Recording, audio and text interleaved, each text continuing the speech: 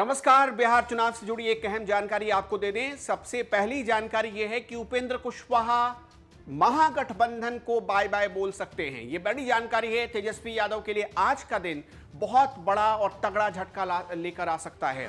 क्यों? क्योंकि उपेंद्र कुशवाहा जो कि महागठबंधन के एक मजबूत स्तंभ माने जाते हैं, कुशवाहा वोट बैंक पर उनकी बहुत जबरदस्त पकड़ मानी जाती है।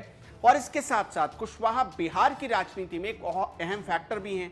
आपको ये पता है कि कई ऐसे इलाके हैं जैसे जहानाबाद के इलाके हो गए, जहां यहां तक कि जो जीतन राम मांझी का गढ़ है, वहां भी कुशवाहा का अपना एक वोट बैंक माना जाता है। तो कुशवाहा महागठबंधन को छोड़ सकते हैं। क्यों छोड़ेंगे, ये भी एक अहम जानकारी आपको बता दें। क्योंकि सीट के बंटवारे को लेकर कुशवाहा के मन मुताबिक सीटें नहीं मिल रही हैं। कुशवाहा जो सीटें चाहते हैं वो महागठबंधन देने को राजी नहीं है। कुशवाहा जितनी सीटें चाहते हैं उतनी सीटें उन्हें मिल नहीं रही और अभी तक सीट बंटवारे का कोई फॉर्मूला तय नहीं हुआ है।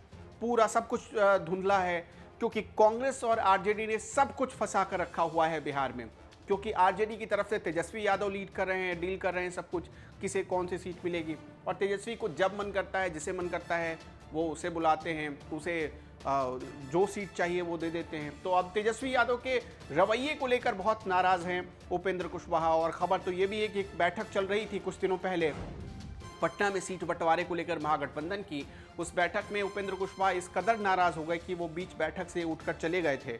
और इसी के बाद उन्होंने बीजेपी नेताओं से कांटेक्ट किया और बीजेपी नेताओं से कांटेक्ट होने के बाद ये बातें अब धीरे धीरे आने लगी सामने कि एनडीए में वापसी हो सकती है। वैसे कुशवाहा पहले एनडीए में थे। 2019 के चुनाव के पहले उपेंद्र कुशवाहा एनडीए का अहम हिस्सा थे।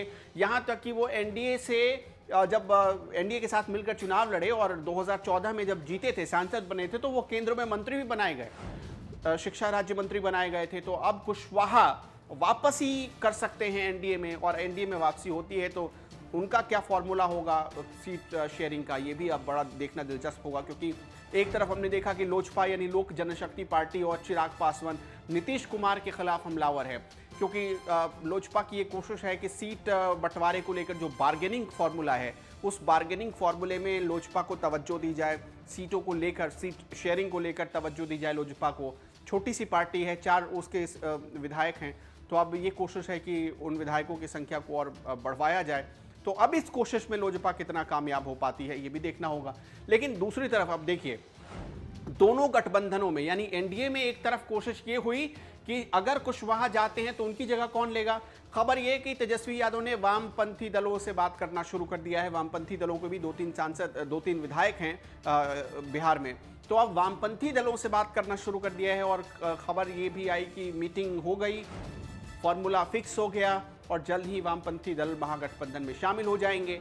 और दूसरी तरफ उधर लोजपा अगर बाहर जाती है, अगर लोक जनशक्ति पार्टी बाहर निकलती है एनडीए से, तो उसकी जगह कुशवाहा आ जाएंगे। तो दोनों तरफ एक चेक एंड बैलेंस का फॉर्मूला चल रहा है। अब देखिए कौन कैसे बाजी मारता है।